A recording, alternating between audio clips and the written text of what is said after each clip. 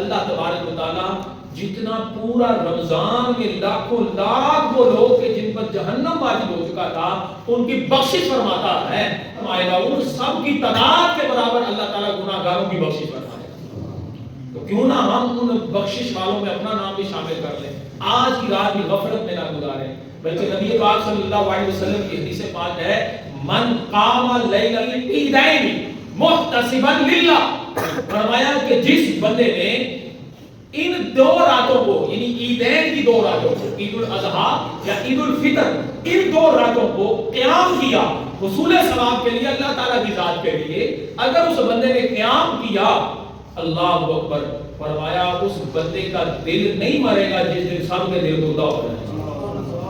گویا کہ اس کا دل روشن ہو جائے گا۔ مزہ نہیں آ گیا یہ روایت سن کر؟ تو ہم نے آج کی رات بھی غفلت میں نہیں گزارنی، بلکہ آج کی رات اپنے رب کو راضی کرنے میں، قرآن کی تلاوت کرنے میں، ہو سکے تو آج کی عشاء کی جماعت کے ساتھ نماز ادا کریں اور صبح فجر کی جماعت کے ساتھ نماز ادا کریں۔ اس کا فائدہ یہ ہوگا اگر اور بھی کوئی عمل نہ کیا ہو، روایات کے مفہوم کے مطابق ساری رات عبادت کرنے کا ثواب ملتا ہے۔